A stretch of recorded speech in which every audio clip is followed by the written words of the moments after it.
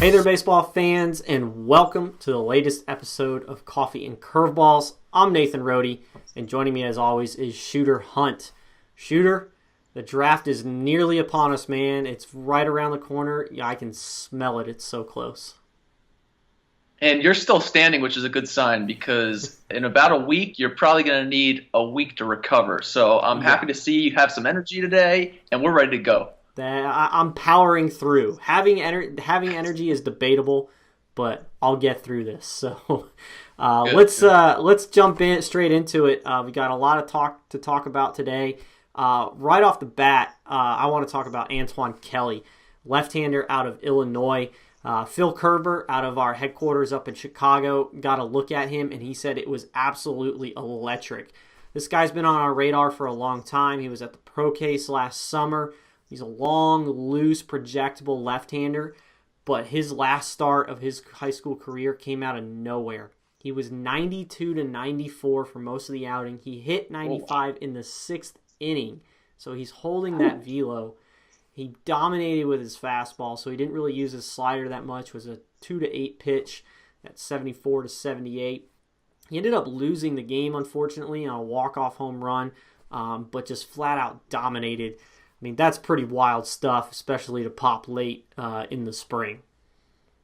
Yeah, that's a projectable frame that he's got. We've known about him for a while, obviously, with that arm strength, and I'm sure there's going to be some pro scouts who are going to want to give him a little bit of money and bring him in and really see what that upside, if he can reach that upside. Yeah, we'll see what happens to him. Only got a few days left before the draft, so it could go any direction. But moving on to Tennessee, we had the state finals, and I know you were glued to the Twitter timeline trying to follow Ryan Weathers in his final high school game. Well, I was glued for so long I had to go away because that final game for Weathers went 12 innings, and unfortunately, he was only able to go 9 of them.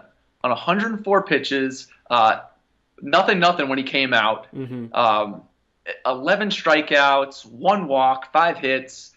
I mean, I can't say enough about Ryan Weathers' career in high school, and I mean, moving forward, he's probably got a really good chance of being a first rounder next week. But he gave up a 1 earned run on the year in just under 70 innings. It's just unbelievable what he's been able to do. Last year he was up for Player of the Year as a junior. Yeah, especially considering his two-way ability. Shoot, that's why I kept following along, waiting for the walk-off home run from Ryan Weathers to come up.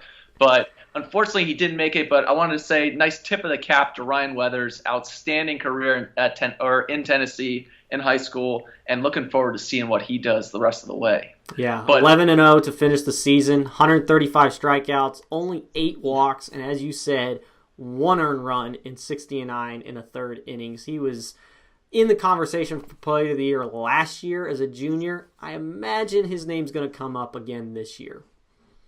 Whoever scored that run's got to just maybe go dig up home plate and have him sign it or something like that for future consideration. That's not a bad idea. So, but tell us about Gage Bradley.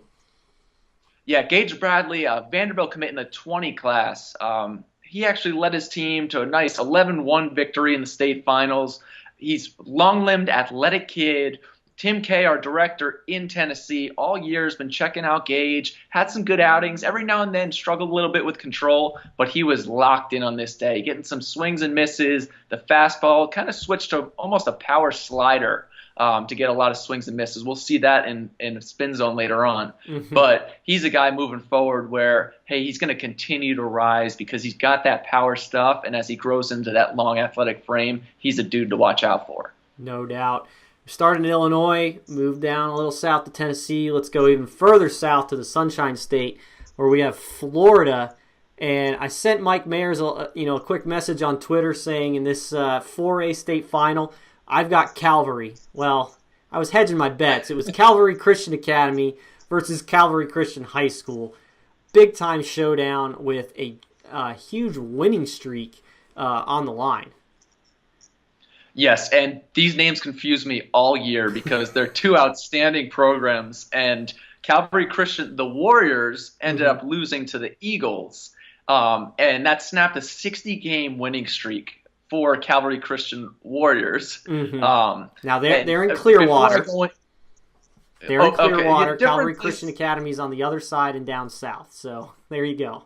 Okay, that makes sense. But Roberto Pena, a guy that you and I both love in that 18 class, two-way prospect, Florida recruit, has a chance to get drafted. I mean, as a pitcher and a hitter would have a chance. But he ended up having a big game, driving in some runs to lead them to a victory. But I just want to shout out Nolan Hootie, TCU recruit in the 19 class, left-handed pitcher, just outstanding pitchability. I've been following him the last 2 years. Every time out there, he's the model of consistency. So kudos to you. Looking forward to seeing you on the summer circuit, but nothing to be ashamed about. Losing the state final, 60-game winning streak, starting up a new one next year.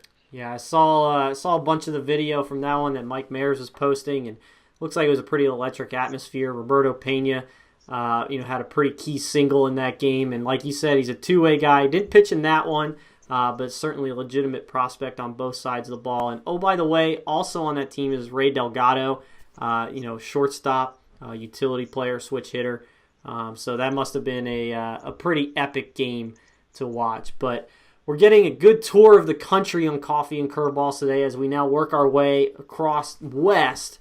The Arkansas ProCase took place this past weekend. It sounds like our man there, Brian Walker, had a pretty good showing. B-Walk had a stacked roster there. And up and down the classes, 19s, 20s, 21s, there are a lot of good guys. And we're going to get into that more later on when we talk a little more about what we had in Louisiana last week and also in Nebraska in future episodes. But for today, Arkansas, center stage. And the guy coming out of the 20 class in Arkansas is an Arkansas recruit named Caden Wallace. Physical hitter with some juice. He's got the power in the bat. Committed to Arkansas, but he's also up to 90 in the mound. So just a gamer, baseball player, gets it done, two-way potential. But more importantly for you, in, let's say, another 10 days, I'll remind you of this name after the 18 draft because you'll want to know about it for the 19. And you probably won't forget it because you probably know his name when he was a Bayside Tiger, Zach Morris. Left-handed pitcher. Sorry, Zach. That joke was just low-hanging fruit. No more. I won't say it ever again. But the skill that he shows on the mound at this event, he was 88 to 92. He's 6'3", 210 pounds. Looks like a frontline starter moving forward. Big, almost 12-6 breaking ball. And also feel for a changeup. But it's real loose and easy. He repeats it. It's athletic for his size especially. Another Arkansas recruit. But he's a guy that really stood out at that event. Mm-hmm. Definitely looks like some more good prospects coming out of the state of Arkansas, and looking forward to seeing if Mr. Zach Morris is featured on the Spin Zone. But speaking of which, let's get into our little special segments here. We got the Bomb Squad this week, and Shooter, who do you got? Well, right off the bat, a 2021 out of Pennsylvania, Lonnie White, doing it big in the state playoffs, home run from a young kid, good for you. Zach Rayco in Maryland, 3-run shot in the 2A state championship. Nathan Howitt, another Maryland kid in the 1A state championship. And then you had a couple big dogs in Mateo Gill, draft hopeful this year, TCU recruit, taking a little peek out of the box, good for you. And then getting around the bases. And then Dylan Kark, a Michigan State recruit in the 19 class. Hey, I'm from Michigan. I'm playing at Comerica where the Tigers play, and I hit a home run in the States. Does it get better than that? No. So good job, guys. Bomb Squad doing it big. Nice. And let's move on to the Spin Zone, where I myself finally got to see Griffin Roberts of Wake Forest in action. And, man, that is a nasty biting slider. So could move him quickly through the minor leagues, but he has a chance to be a starter. What do you got on the high school side, Shooter? Well, you got Gage Bradley, who showed his stuff in that Tennessee final, has switched to more of a hard slider there, getting some swings and misses out of it. Obviously, Ryan Weathers, who just seems to strike everybody out that he faces, but that big breaking ball helps. And then you throw in there at the end, Zach Morris, down in Arkansas. Whoop! Almost looks like Barry Zito there, so good for you. Nicely done. So that's the Spin Zone for you, and a great look at what's going on across the country the last week or so. But Shooter, what is next for you, my friend? Cannot wait. PBR Limited Series at IMG Academy in Florida. The rosters are stacked, so get onto the site at prepbaseballreport.com. The Florida page will have some previews going into the event, and then I'll be covering it all weekend. Then having some top prospect talk afterwards. We'll be definitely talking about that amongst the draft next week. What do you got coming? Well, as you all know, the draft is right around the corner. Starts on Monday, June 4th in the evening. It'll air on MLB Network and then MLB.com. I'm heading up to Chicago, as are you, Shooter. David Seifert will come into headquarters. We got the crew up there to help us out. We're running social media. We're going to have analysis all throughout the draft, all 3 days, not just the first day. We're going to tell you about guys on day 2 and on day 3 as we grind away through the 40 rounds. Got lots of content on the site previewing the draft for you, so head to prepbaseballreport.com and check that out. And just a programming note, because of the draft, we'll be on Coffee and Curveballs next week, but it'll be a little later. We'll give you guys a little bit of a breakdown, end of the draft talk on Coffee and Curveballs live from the PBR headquarters in McCook, Illinois. So be sure to be on the lookout for that. But as always, for Shooter Hunt, I'm Nathan Rohde. This is Coffee and Curveballs, and until next time, we'll see you guys at the ballpark.